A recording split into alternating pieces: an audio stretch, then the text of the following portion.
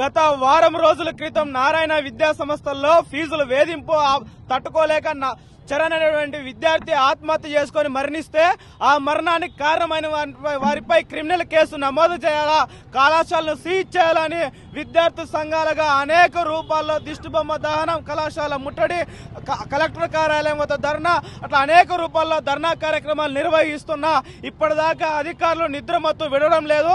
ఏదైతే కార్పొరేట్ విద్యా సంస్థలు ఇస్తున్నటువంటి మామూలు మత్తులో అధికారులందరూ కూడా మునిగి తేలుతున్నారు. దీని వ్యతిరేకంగా ఏదైతే విద్యార్థి సంఘాలు అనేక కార్యక్రమాలు చేస్తున్నా చరణ్ అనేటువంటి విద్యార్థి మరణానికి కారణమైనటువంటి వారిపై పోలీసు యంత్రాంగం ఇప్పుడు కూడా కేసు నమోదు చేయలేదు.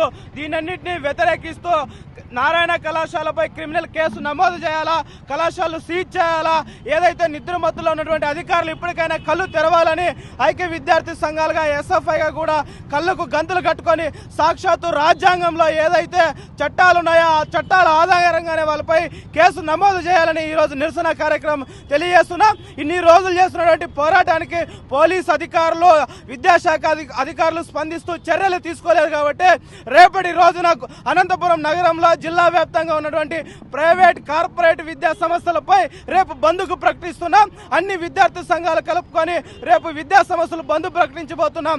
ఈ బంద్ను అందరూ కూడా విద్యావంతులు, మేధావులు అందరూ కలిసి ఈ బంద్ను విజయవంతం చేయాలా, బంద్తో పాటు నారాయణ కళాశాల సీజ్ చేయాలా, వారిపై క్రిమినల్ కేసు నమోదు చేయాలని ఈ సందర్భంగా ఎస్ఎఫ్ఐగా డిమాండ్ చేస్తున్నాం. ఏదైతే గత వారం రోజుల క్రితం నారాయణ జూనియర్ కళాశాలలో చరణ్ అనే ఇంటర్మీడియట్ అబ్బాయి చనిపోతే వారం రోజుల నుండి విద్యార్థి సంఘాలుగా ధర్నా చేస్తుంటే ఈరోజు విద్యార్థి సంఘాలు ఏదో తప్పు చేసినట్లుగా ఈరోజు విద్యార్థి సంఘాల పైన ఈరోజు పోలీసులు కేసులు నమోదు చేయడం జరుగుతుంది. అనంతపురంలో ఉన్నటువంటి పోలీసుల పైన రాష్ట్రంలో ప్రత్యేకంగా గౌరవం ఉంది. ఈరోజు ఏదైనా జరిగితే అనంతపురం పోలీసులు శబాష్ అనిపించుకుంటున్నారు.